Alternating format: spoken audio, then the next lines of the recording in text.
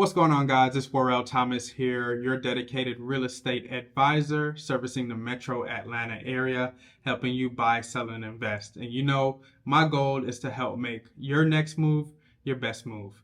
So as we're wrapping up 2024, I definitely like to assess my business, do a little recap, and just see some interesting things that happened throughout the year, or if there's some things that I can point out to you guys to maybe help your home buying journey or selling journey any easier. Today I'm going to focus on the home buyers because there were three things that stuck out to me. But before I get into it, just kind of wanted to talk about the year that we've been having in real estate because it's been an interesting one to say the least. We've been battling a few things. We've had high interest rates. We started this year in the high 7% range. And that's a shock to a lot of people because just 2 years before that, we had historically low interest rates below 2%. So we're a lot higher than that right now, of course. So that have a lot of people pumping the brakes, sitting on the fence. We did see a little bit of a dip earlier, a couple months ago into the low 6% range, but we are creeping right back up.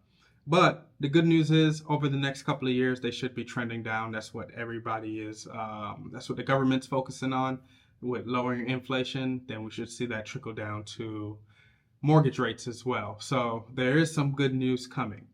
On top of that, we've had rising home prices. They continue to rise. Luckily, not as fast as they were doing between 2020 and 2022. But this is Georgia. A lot of people are moving here. The economy is a little bit stronger here. Things are a little bit more affordable here. I don't know how long that's going to last because, again, a lot of people are moving here. But we still have rising home prices, making it hard for home buyers. On top of that, limited inventory. So not that many homes available for sale. We're trying to do a lot to fix that. There's a lot of new construction homes that are being built right now. You can't drive 2 miles without seeing a new construction neighborhood. So we are doing a little bit better on the inventory side than we were, say, last year. We got 51% more homes available for sale on the market right now than we did last year. We also have an interesting economy, to say the least. Inflation is just a little bit crazy. Luckily, it's a little bit better than it was, say, last year. We see that the government's dropping rates. We should have another rate cut come in within a week. And between 2025 and 2026, they'll be working diligently to continue to lower those Fed rates so that inflation is not as high for everyone. And then lastly, this election. It's been pretty crazy with the election. If you're like me, I am very tired of it. I'm tired of all the ads. I'm tired of the text messages. I'm tired of all the crazy talk. And I'm just ready for this election to be over because I know a lot of people are not making decisions until this election is up. But despite all of that, people are still buying homes because moves have to be made. But there are three things that I wanted to point out that I noticed statistically wise from the sales that I've had this past year. And the number one thing is single women are buying homes. So they're definitely outpacing single men in purchasing homes. So out of the 13 home buying transactions that I've helped people with this year, 6 of them have been women. Now, there was an article that I posted about this a little while back, and it's on my Instagram story, and it just pretty much identified how women are seeking independence, which I know, I've been doing it for a while, but it's just really good to see on paper how it's working out. A lot of women have some pretty good jobs, and I will even say on the credit side, every time that I'm working with a woman and a man, if they're in a relationship, the women typically have the better credit. So fellas, we got some work to do, but women keep killing it. It's good to see, that you are working on your independence and not having to rely on a guy to purchase a house. The second interesting fact was my clients just don't want to rent anymore. Majority of the people that I work with, that's the reason why they purchased a house this year in one of the toughest markets that we've seen since 2008. So 7 out of 13 people that I work with bought a house because they just don't want to rent. Now, I always have the conversation of rent versus buy.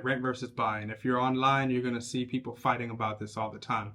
And I really don't like that conversation simply because everybody's situation is different, right? So in my case, a lot of people don't want to rent anymore. Number one, because they just want their freedom.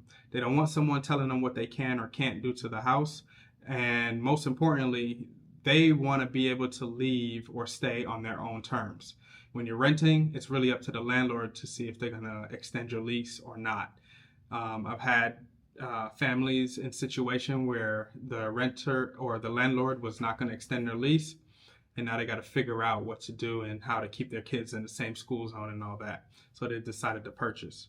Secondly, rent prices continue to rise. This is the reason why my wife and I decided to purchase back in 2021. We were all for renting at the time because we just wanted to stack up some money, or thought we were stacking up our money. But then they decided to raise our rent by $200 a month. So at that point we said, no, we're going to go ahead and purchase. And it actually ends up being the same our monthly payments ended up being the same, purchasing versus renting. So 2 years later, looking back, it was a great move. We have almost $100,000 equity in our house, and that gives us flexibility to do plenty of other things. So I'm always going to side on the side of purchasing a house, though I do recognize and I do understand that purchasing is not for everybody. It's a case-by-case scenario, and it all depends on what you want. And lastly, new construction has been a great option for a lot of my home buyers. Now, 5 out of the 13 people that I helped purchase a home this year decided to go with new construction. And none of them really started with new construction. They were looking at resale, but when you look at the numbers, a lot of sellers out there, just unfortunately, they still think this is 2020 through 2022, when you could put any price on a home and get it sold and probably get an offer over asking anyway. This is not the same case. Again, things are a lot more expensive for home buyers. Their monthly payments are a lot higher because interest rates are higher, and their costs to purchase the house are a lot higher because home prices are higher, which is going to make their closing costs and down payment a lot more. So there's just not as much money floating out there to be able to just purchase these homes at these inflated prices.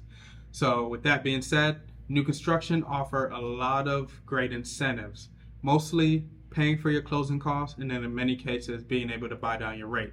So I just had a closing this past Friday that was new construction. My client, again, was looking for a resale house, ended up finding a new construction. The monthly payments were cheaper than a house that was sitting on the market that was already lived in. So it was a no-brainer for her. She went the new construction route because of those incentives, and she gets a brand new house with warranty. So she get a little bit of a peace of mind there. So new construction has been a great option this year for plenty of my home buyers, and I think we're going to see a lot more of this because they're trying to fix this inventory problem. And again, I think Georgia is really going through a construction boom. So those are the top 3 statistics that stuck out to me this year during my year-end review. I would definitely love to share some more with you, so I have more videos coming. Please like, subscribe, share this with other people. Hopefully it can help somebody make a great decision. And as always, I'd love to help make your next move your best move.